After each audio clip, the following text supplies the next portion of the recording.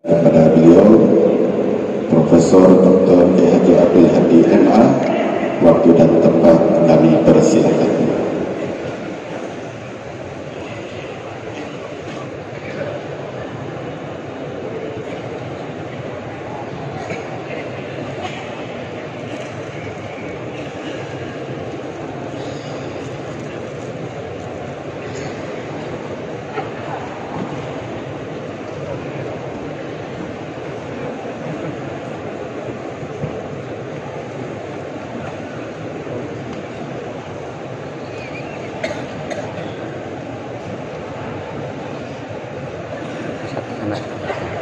Sana sedikit, ada sound nggak kelihatan.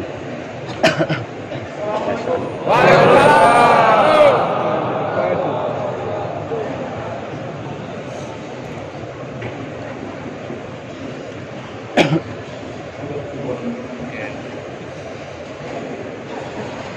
Enggak.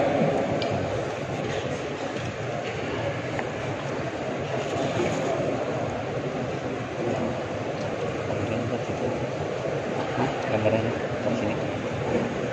Tinggalnya nggak ada. Assalamualaikum warahmatullahi wabarakatuh.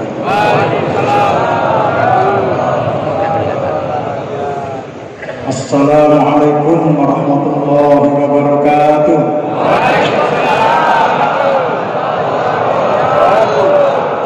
Bismillahirrahmanirrahim.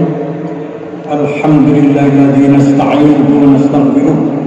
ونعوذ بالله من شرور أنفسنا ومن سيئات أعمالنا من يهد الله فلا مضل له ومن يضلل فلا هادي له وأشهد أن لا إله إلا الله وحده لا شريك له وأشهد أن سيدنا محمدا عبده ورسوله اللهم صل وسلم وبارك على سيدنا محمد وعلى آله وصحبه وسلم تسليما كثيرا أما بعد فيا أيها الناس اتقوا الله. Romo Kiai Ubed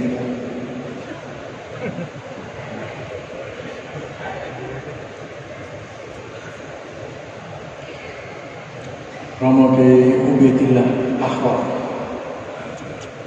dan seluruh staf serta pengurus panitia sound dan semua saja, termasuk ini di samping saya Ustadz Hamdani atau Pak Kiai Hamdani dan para ulama semuanya yang ada di sini, serta para kaum muslimatnya tidak ada. Simpan ya, simpan yang dirahmati oleh Allah Subhanahu wa Ta'ala. Saya mungkin perlu memperkenalkan diri. Ini siapa di atas? Di atas kursi lagi kayak ketoprak. Saya diberi nama oleh orang tua saya, Muhammad Hadi. Kemudian dirubah oleh kakak saya di sekolah Abdul Hadi. Mengapa dirubah Abdul Hadi? Karena pada waktu itu ada pembicara Singapura bernama Kiai Abdul Hadi. Saya pada waktu itu umur belasan tahun dunia. Langsung diundang Abdul Hadi, saya pulang nangis pada ayah saya. Kok saya dirubah nama saya menjadi Abdul Hadi? Oh ya baik saja. Nangis dan tidak jadi nangis. Saya dididik di sebuah pesantren di Meranggen, Futuhiyah. Kebetulan ayah saya adalah pengasuh pondok pesantren Futuhiyah itu. Ayah saya murid dari Kiai Muslim bin Abdurrahman, Syekh Muslim bin Abdurrahman Meranggen,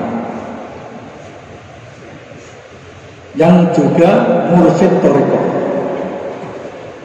Kiai Muslim itu mursyid Thariqah Qadiriyah dan Naqsabandiyah. Kemudian muridnya yang namanya Syekh Kiai Haji Ahmad Mutahar diangkat menjadi khalifah beliau. Kemudian beliau meninggal di Mekah. Beliau itu Kiai Muslimnya itu meninggal di Mekah pada tahun 1981. Lalu dimakamkan di Mekah sampai sekarang masih. Di sebelahnya Kiai almarhum Syekh Kiai Haji Maimun Zubair. Ya, di situ ada banyak kiai dari Nusantara yang dikuburkan di situ. Ayah saya kemudian memimpin pondok pesantren Futuhiyah Meranggen dan menjadi mursyid Thariqah Qadiriyah dan Naqsabandiyah. Lah kok menunggu saya menjadi khalifahnya, padahal saya ketakutan masuk Thariqah saat itu. Masih muda, masih kepingin melirik, orang cantik. Kalau saya masuk Thariqah nanti udah bisa melirik ini.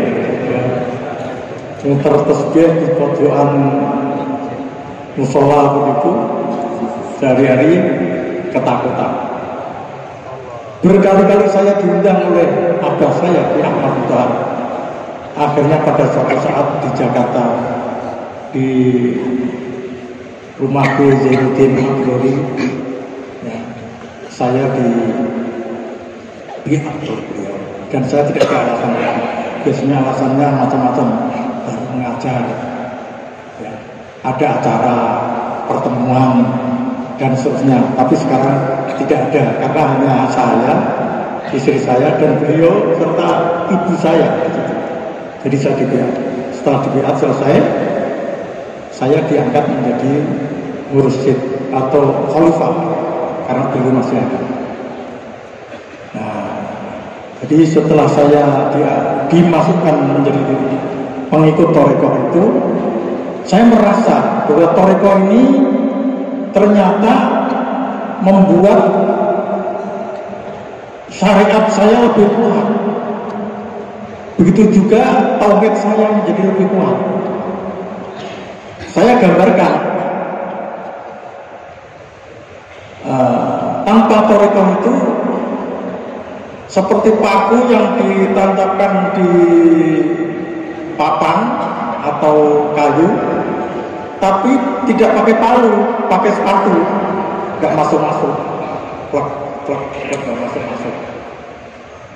Setelah saya berbiat Thariqah, saya merasakan ini palu besar, ya, paku yang di papan itu, tek, masuk, bleng, gitu.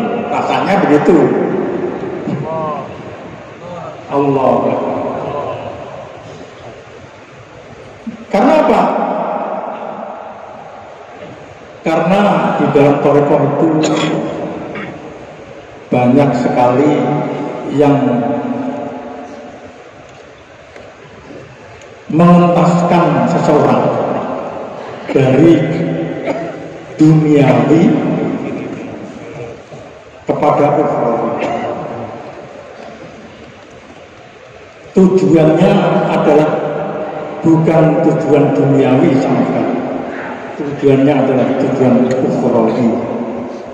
Oleh karena itu orang yang berthariqah itu selalu mengatakan ilahi anta maqsudi waridoka matlubi a'dini muhabbataka wa ma'rifah. Ketika dihina ilahi anta maqsudi waridoka matlubi a'dini muhabbataka wa ma'rifah. Ketika dipuji ilahi anta maksudi waridoka matlubi a'tini mahabbataka wa ma'rifataka. Mari kita bersama-sama. Ilahi anta maksudi waridoka matlubi a'tini mahabbataka wa ma'rifataka. Ilahi Duh Gusti, anta maksudi engkaulah tujuan hidupku, waridoka dan ridhomu, matlubi adalah pencarian saya. Ini semoga engkau memberikan aku mahabbataka, cinta kepadamu, wa ma'rifataka, dan mengenal engkau.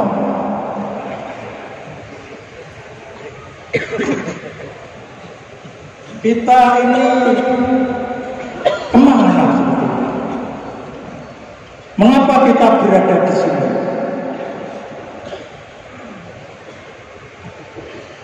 Mengapa kita hidup di sini? Tujuannya apa? Orang bisa hidup di dunia ini banyak sekali yang tidak tahu tujuannya.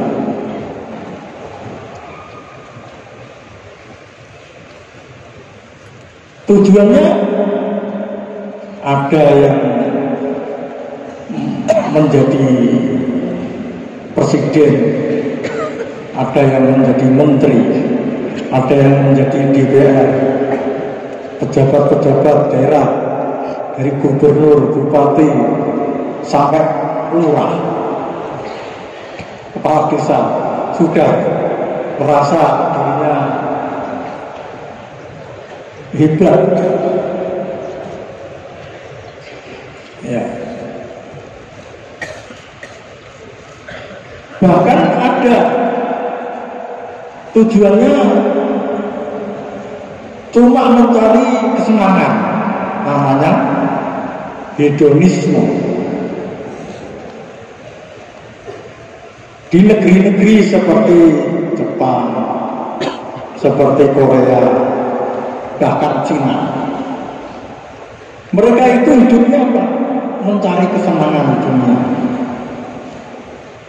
Ya tidak salah, karena mereka menemukan kemajuan yang luar biasa di bidang duniawi. Apa yang kita pegang ini ya Samsung. Ya, ini Mesir, Korea yang bikin ini Samsung ini. Nanti bapak-bapak adik itu pegang apa lagi ya? Ya. Jadi kalau Islam al-muslimun man salimal muslimuna min lisanihi wa yadihi, sekarang ternyata betul orang Islam itu adalah orang yang orang Islam lain itu selamat dari lisan dan tangannya. Lisannya sekarang bisa masuk dan bisa disebarkan seluruh dunia, bisa.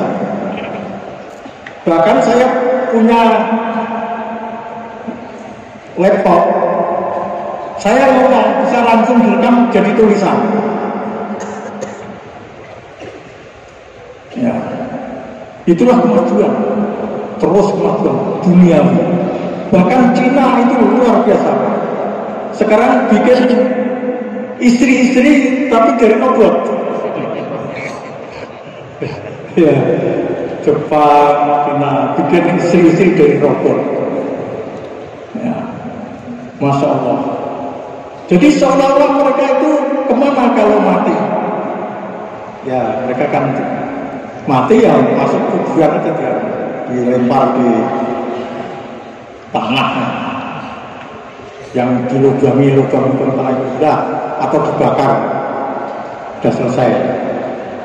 Jadi mereka itu mengatakan hidup ini ya terakhir di dunia ini saja, hidup itu. Sehingga nikmatilah kehidupan ini senikmat-nikmatnya. Terjadilah Bapak-Bapak sekalian yang namanya calon level hidup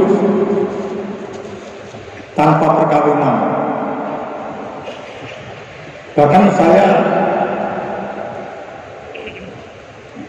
berbicara dengan seorang profesor dari Belanda, Steenbrink, pada waktu itu mengajar di UIN Walisono. Saya pada waktu itu termasuk mahasiswa pasca sarjana yang dia ajar. Dia ngomong gini, kalau di barat itu anaknya pamit kepada bapaknya, anaknya mengatakan, "Bapak, saya mau berangkat ke negara ini, negara itu." Apa jawabnya Bapak? Ya, pesan saya begini, Ibu. Jangan lupa bawa kondom. Maaf ini betul-betul diceritakan. Jadi di barat itu ketika mereka pergi kemudian bersama dengan laki-laki, pulang sudah anaknya 5 tanpa ada perkawinan. Artinya mereka itu hanya mencari kenikmatan saja. Bahkan akhirnya perempuan-perempuan itu tidak mau melahirkan. Apa yang terjadi Bapak-Ibu sekalian? Yang terjadi adalah krisis demografi. Akhirnya sekolah-sekolah ditutup karena tidak ada anaknya, tidak ada murid-murid. Akhirnya desa-desa kosong karena penduduk makin mengecil, makin berkurang. Mereka hanya nikmatnya saja, tapi tidak mau susahnya.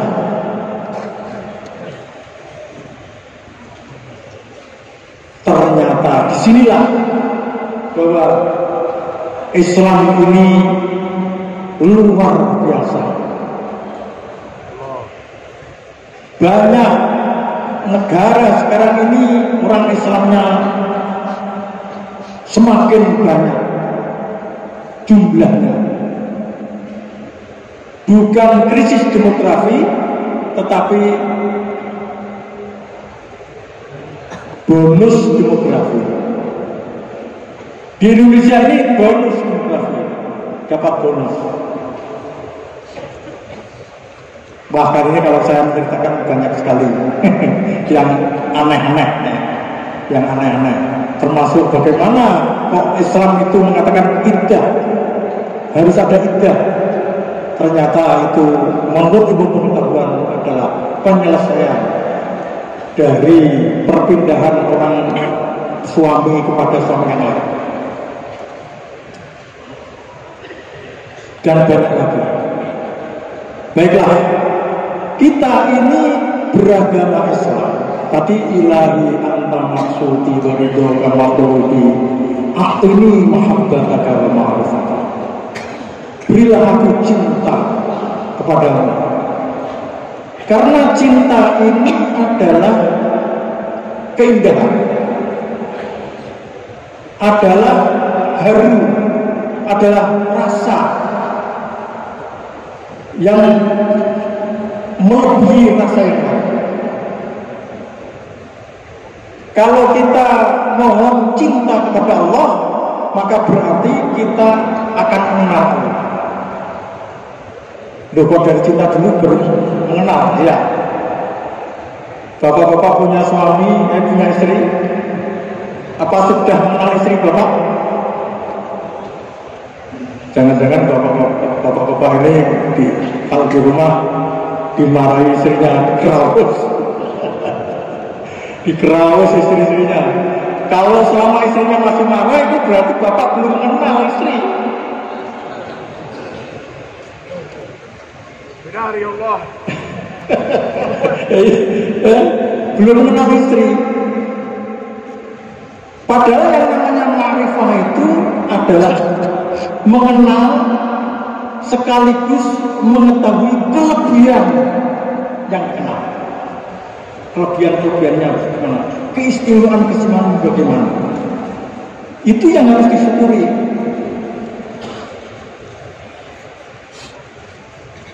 Nah, jadi dari mahabbah ke kenal. Maka ini perlu proses. Proses ketika baginda Sayyidina Ali karramallahu wajhah bertanya kepada Rasulullah. Kalau Sayyidina Ali itu mesti sudah berzikir banyak, mesti. Rasulullah mengatakan, "Ana Madinatul Ilmi wa Ali babuha." Aku ini kotanya ilmu dan Ali ini pintu gerbangnya. Jadi kecerdasan, keilmuannya luar biasa.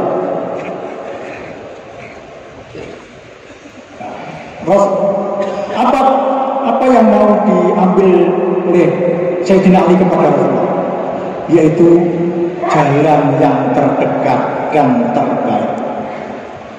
Beliau mengatakan, "Dullani ya Rasulullah aqrabat turuki ilallah wa ashaliha." Tunjukkanlah aku wahai Rasulullah jalan terdekat kepada Allah, paling mudah kepada Allah SWT.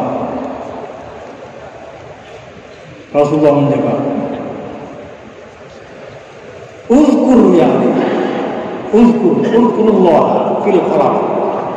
Zikirlah kepada Allah di dalam sepi-sepi, yang sepi-sepi. Khalwah inilah yang merubah jiwa kita. Karena Rasulullah itu menerima Islam karena khalwah, menerima thariqah karena khalwah, yaitu thariqatul Islam. Nah, lalu Rasulullah pada akhirnya menuntun Sayyidina Ali, "Wudhu ainaka bakul la ilaha illallah." Pejamkanlah matamu dan berkatalah la ilaha illallah. Lalu Rasulullah mengatakan la ilaha 3 kali ditirukan Sayyidina Ali, la ilaha illallah. Itulah mula-mula daripada bai'ah. Jadi kalau la ilaha illallah itu biasa dijalankan kita, yaitu dizikirkan di mana-mana dan sebagainya, tapi tanpa guru, lah ini boleh-boleh saja, tetapi tidak begitu punya efek yang baik, efek yang bagus terhadap diri kita, terhadap jiwa kita. Ya. Oleh karena itu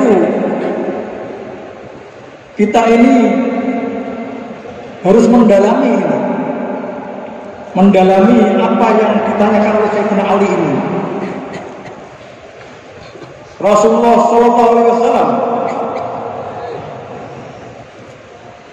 menurunkan kepada Sayyidina Ali, Sayyidina Ali kemudian kepada Sayyidina Husain, dan Sayyidina Husain kepada cucunya, kemudian kepada cucu-cucu terus sampai sekarang ini kepada para mursyid itu. Itu yang disebut silsilah. Misalnya saya dari Syekh Ahmad Mutahar, Syekh Ahmad Mutahar dari Syekh Muslim dari Syekh Abdul Latif Banten, dari Syekh Abdul Rahman Munur, Syekh Abdul Rahman Munur dari Syekh Ibrahim Rumbung dari Syekh Asnawi Banten, Syekh Asnawi Banten dari Syekh Abdul Karim Banten, Syekh Abdul Karim Banten dari Syekh Ahmad Khatib Sambas, dari Syekh Syamsuddin, terus ke atas ada Syekh Abdul Qadir Al-Jailani radhiyallahu anhu, terus ke atas sampai baginda Rasulullah SAW.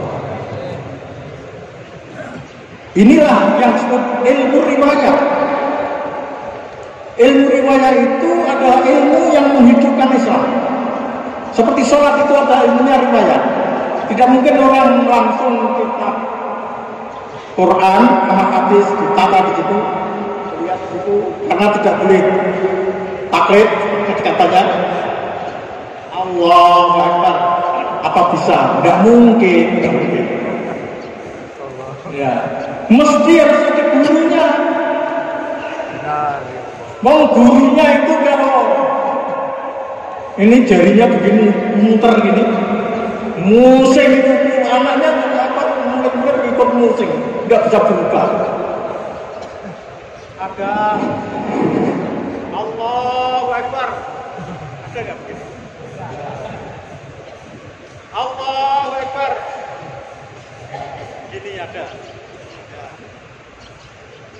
Jadi itu mesti dari guru.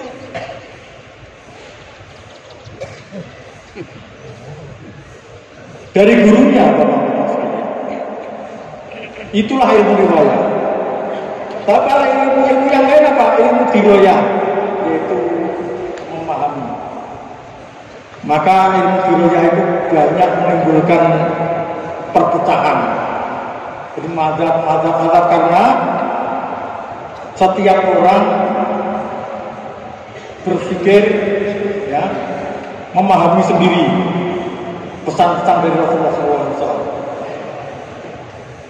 Maka tarekat itu bisa juga riwayat, tapi juga diroyah, pemahaman.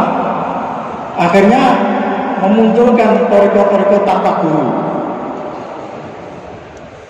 Bisa juga ajaran bahwa tarekat ini seperti kelapa. Seperti kelapa.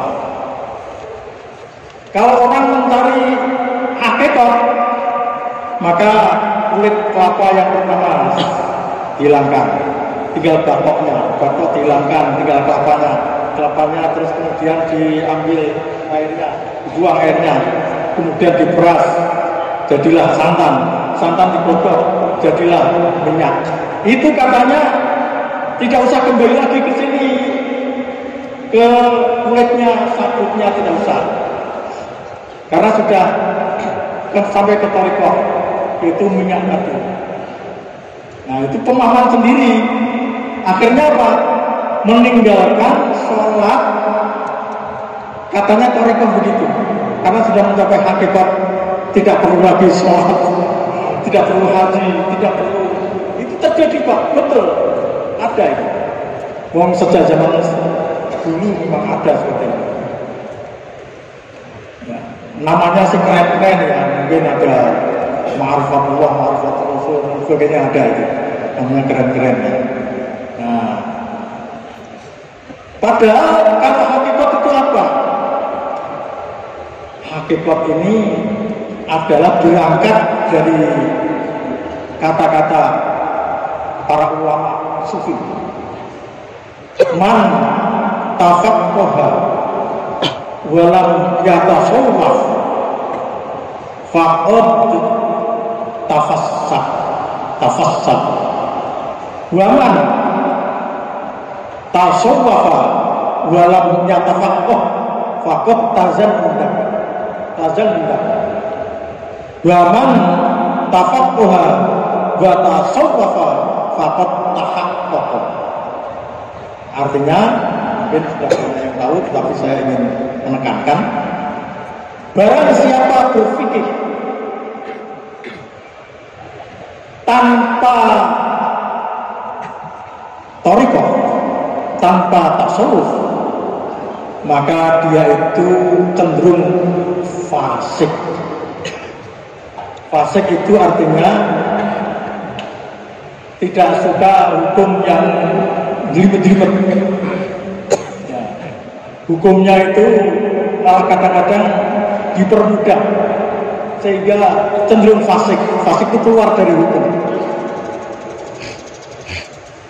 Maka ada kitab namanya Hiyal, Al-Hiyal, dikarang oleh Abu Yusuf Al-Hiyal. Hilah-hilah ini dikarang oleh para ulama seperti Abu Yusuf itu. Antara lain contohnya adalah ketika orang sudah dicerai 3 kali, mau kembali kepada suaminya, maka dia harus ada muhalil. Dan muhalil ini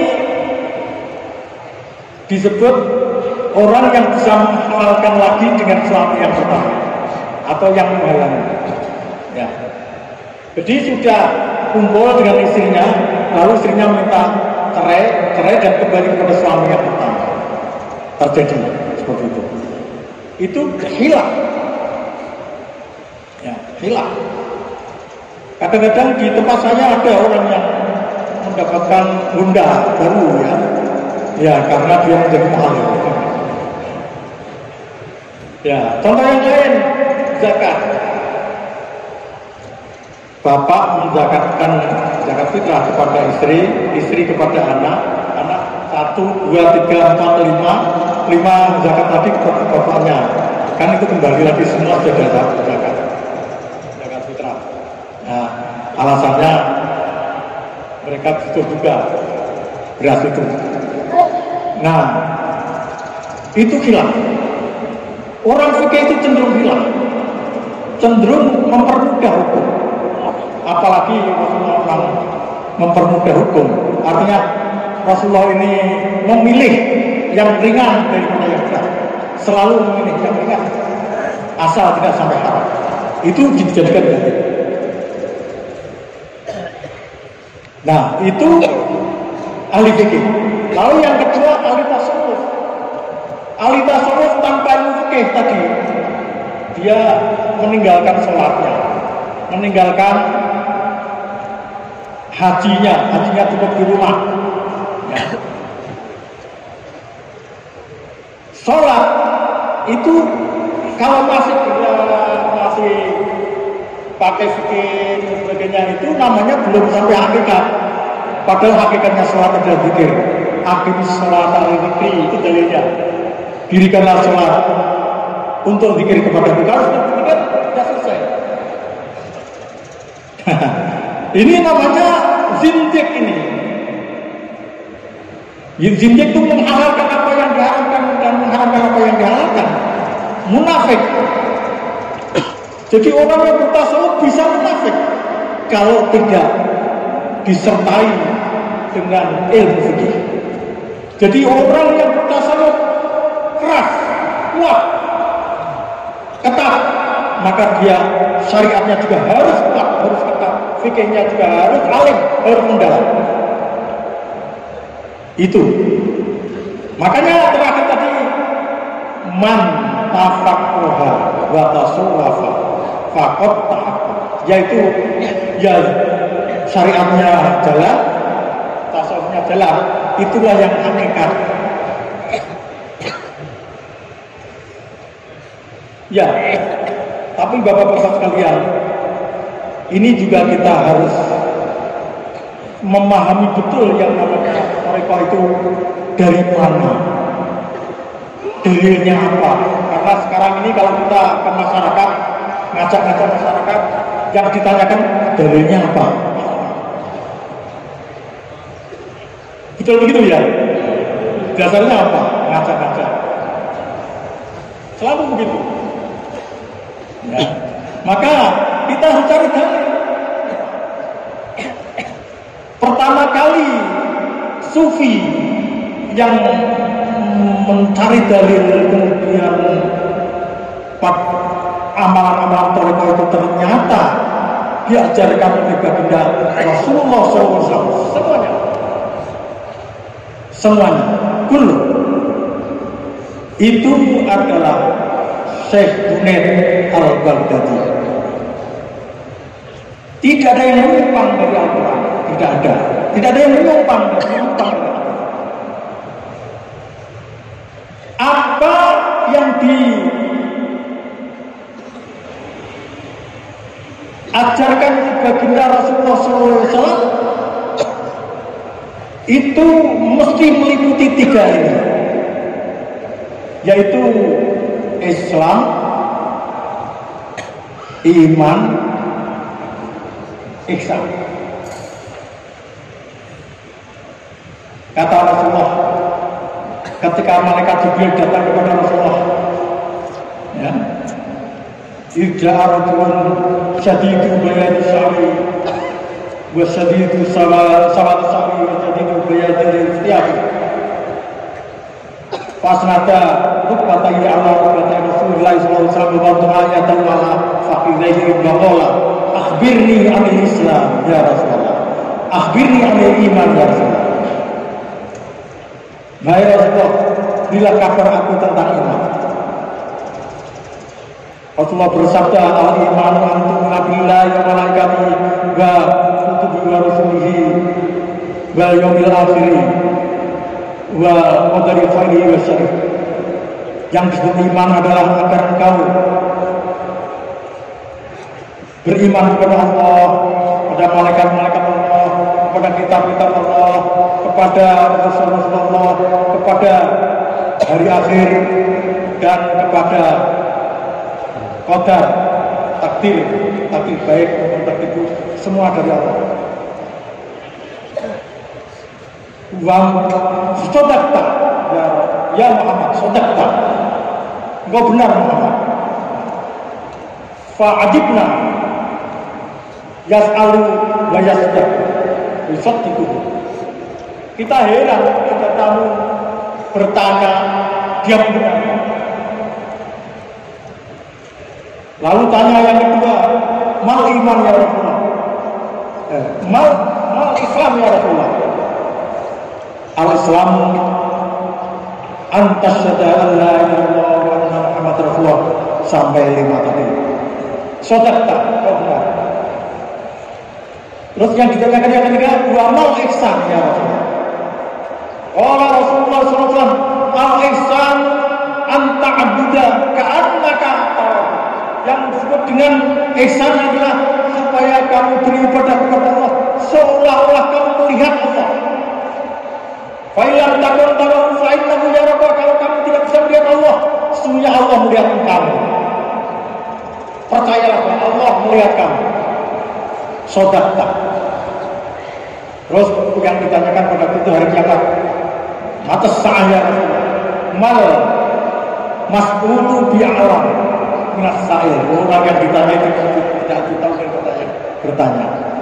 Kemudian alamatnya ditanyakan. Setelah itu tamu itu pergi, kita singkat saja.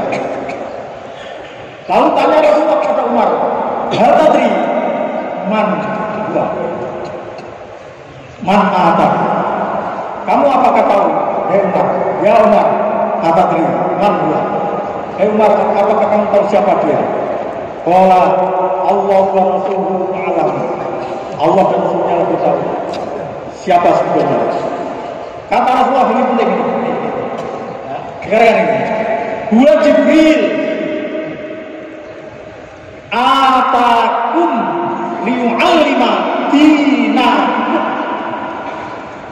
Dia adalah Jibril datang kepada kamu untuk mengajar agamamu. Agama ini yang perlu kita garis bawahi. Mengapa saya katakan paling penting di situ agamamu? Malaikat Jibril mengajarkan agamamu karena tidak mungkin manusia biasa datang kepada Rasulullah untuk bertanya seperti itu, tidak bisa, tidak mungkin. Maka yang datang harus malaikat Jibril sendiri. Karena ini soal agama. Jadi agama itu meliputi 3 yang paling penting Bapak-bapak, yaitu Islam, iman, Islam, ihsan. Bapak-bapak sekalian, ini tiga, ya, iman, Islam, ihsan. Nah, iman ini apa ilmunya? Ilmu tauhid. Gurunya disebut Pak Guru, Ustaz, Syekh. Ya, ilmu tauhid ini. Kalau ilmu fikih, yai, ya, Ustaz mengajar ilmu fikih. Alatnya unsur fikih. Lalu yang ihsan, apa ilmu ihsan ini? Siapa yang mengajarkan ihsan ini? Yang mengajarkan ihsan ini adalah mursyid, syekh, dan murid dan syekh. Karena ketat memilih seorang pengganti syekh ini harus orang yang mumpuni menurut Syekh itu. Karena ihsan ini apa? Ilmu melihat Allah. Di dalam ilmu tauhid malah membayangkan Allah itu tidak boleh. Ya, Allah ini kan zat dan sifat. Tapi saya ingin bertanya ya.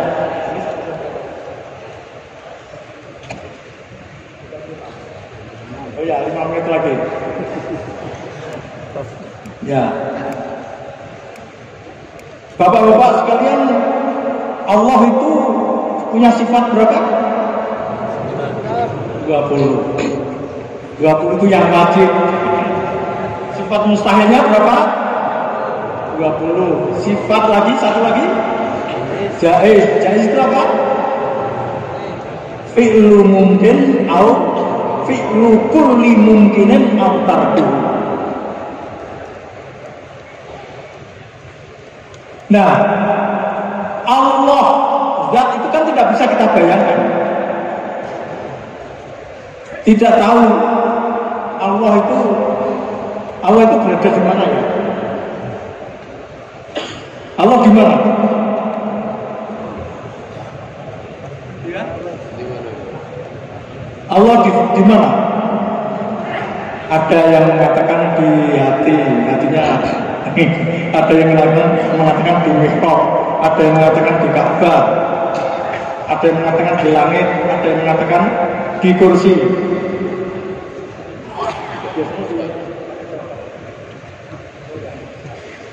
Ya. Jadi seperti sebelah mengatakan bahwa Allah itu bertempat di mana? Di atas. Duduk di atas kursi. Wa huwa yajlisu 'ala kursi wa lahu sautun kasautil atid. Atidil hadid. Katanya Allah itu duduk di kursi. Ketika duduk maka berderitlah kursinya seperti dirinya besi. Masya Allah. Na'udzubillah min dzalik. Lalu turun nazala fi samai dunia fi sulsailai, turun di atas di langit bumi sepertiga malam. Lalu setelah itu mendekati subuh kembali lagi ke kursi. Itu kalau subuhnya baru ini ya, subuh di Mekah nanti jam berapa ya? Nah, belum di Amerika, belum di mana. Nanti Allah nggak pulang-pulang nanti. Ambil terus mengikuti pengit bumi. Loh, makanya nggak cocok ini. Kalau Allah itu kan maha dekat. Beliau Allah berfirman, nahnu aqrabu ilaihi min hablil warid. Aku lebih dekat kepada hamba itu daripada urat lehernya sendiri. Loh, itu ada DNA. Satu tetes saja itu jutaan huruf-huruf yang ada yang terkandung di dalamnya. Bagaimana Allah menjadikan DNA itu dari dulu sampai sekarang bisa ditangkap oleh manusia, bisa diketahui oleh manusia, dan bisa digolong-golongkan. Kalau golongan Rasulullah itu J1 umpama, kok bisa begitu? Ya, DNA, belum darah bisa digolong-golongkan, darah O, darah B, darah ini Allah SWT. Orang yang dioperasi harus disumbang darahnya harus sama, harus sejenis. Kalau kita percaya kepada darah, percaya kepada DNA. Itu karena Allah SWT, kebesaran Allah, sehingga kita tahu saya ini keturunan siapa. Oh, ini Abdul Hadi, ini keturunan Kenaro ini. Kita tahu bahwa nenek moyang saya itu Kenaro. tahu gitu. Ya, bertempat di mana kenapa? Malang tahu. Ya. Maka jangan dihindari, jangan diingkari, karena ini adalah sama, yaitu kebesaran Allah Subhanahu.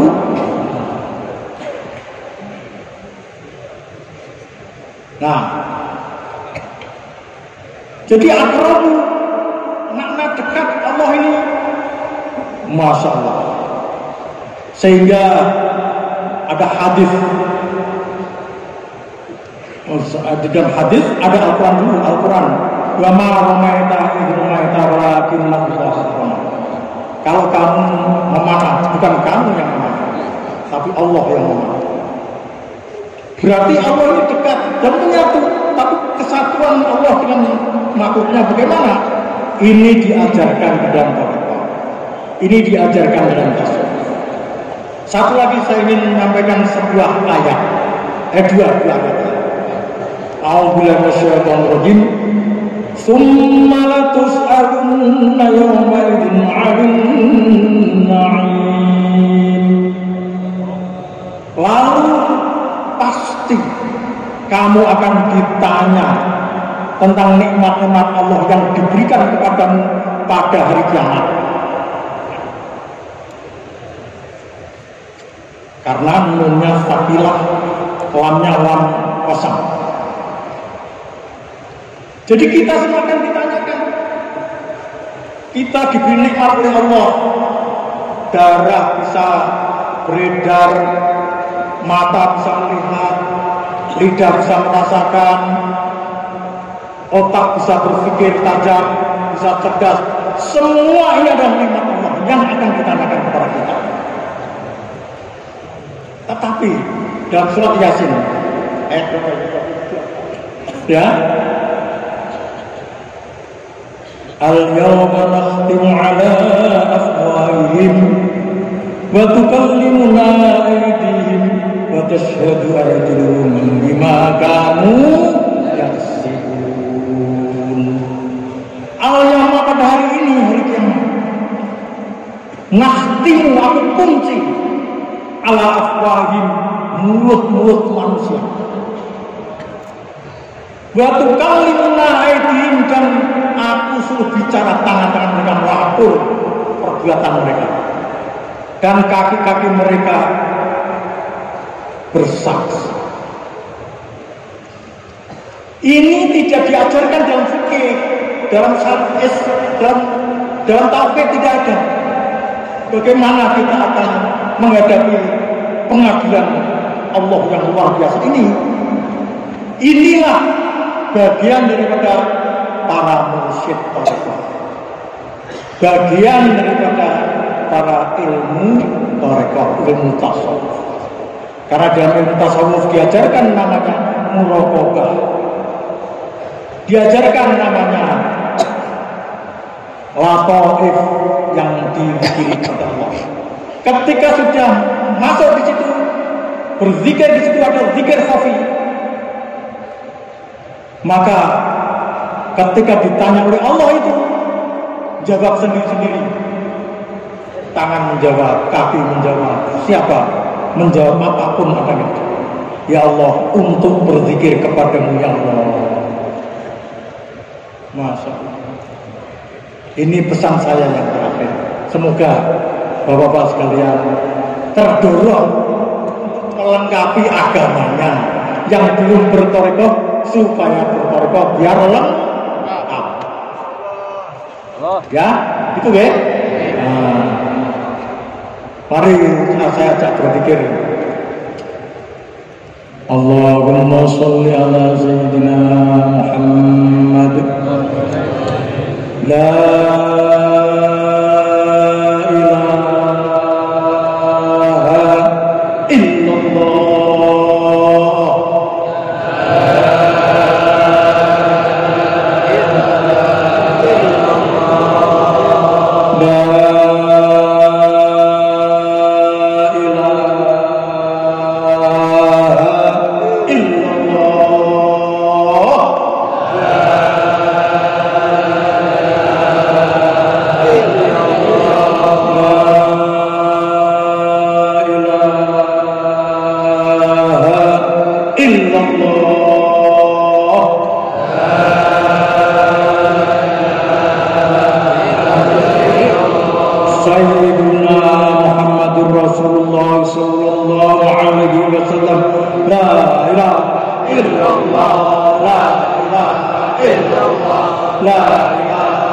illallah, la ilaha illallah, la ilaha illallah, la ilaha illallah, la ilaha illallah, la ilaha illallah, la ilaha illallah, la ilaha illallah, la ilaha illallah, la ilaha illallah, la ilaha illallah, la ilaha illallah. Sayyidina Muhammadur Rasulullah sallallahu alaihi wasallam. Wa faradallahu lana wa lakum. Wassalamu alaikum warahmatullahi wabarakatuh. Waalaikumsalam.